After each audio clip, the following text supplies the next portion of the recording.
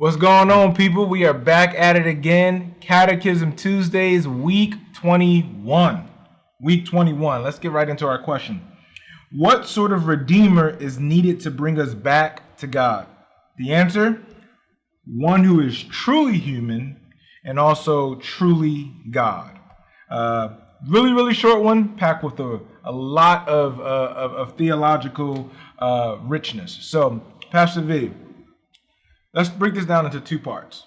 The truly human part and the truly God part. Talk to us about the truly human. So we need redemption, we need a redeemer, and we need both to be there. We need Jesus to be truly or fully human and also fully God. Brian Chappell, I don't know if you guys are aware of this, but each of these catechism questions has a sort of a small devotion that goes along with it. You can find it online or in the book.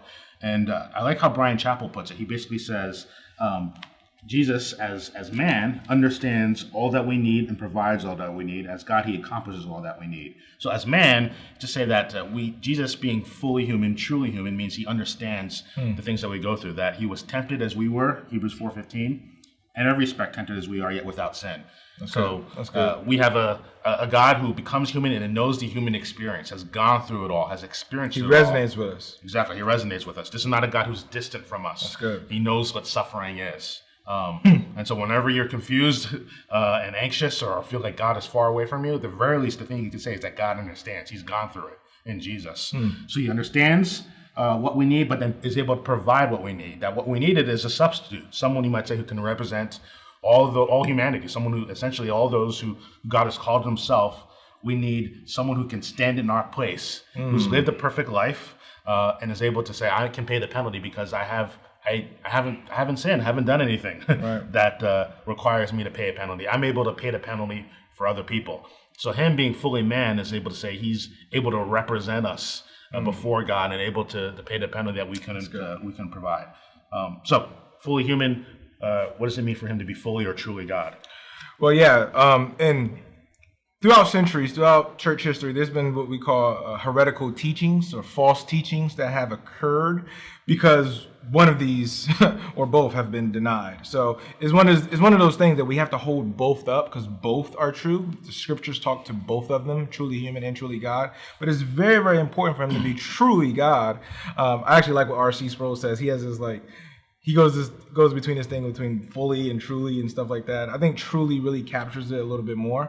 But he needs to be truly God because God is the only one who is holy and perfect, if you will, and the one that's able to accomplish what we actually need for salvation. Yeah. No other man can be able to accomplish that on its own.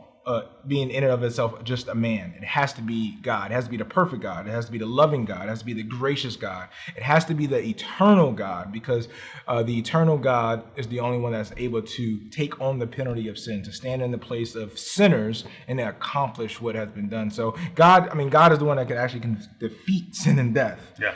That's why Jesus is able to rise from the dead. Right? That's right. Because he's fully God. He's able to stand in our place, but because he's God, he's able to defeat sin and death, enter into new life, and then bestow that new life to all those who believe in him. That's right. So truly human, truly God. So this is what we call the God-man. That's one way that we can be able to say it. But it's just pointing to these two truths, these central truths, that this is who Jesus is. This is who that Redeemer is more fully, more truly, if you will. So, well, there you have it, folks. Catechism Tuesdays, week 21. We are out. Love God, love people. Peace.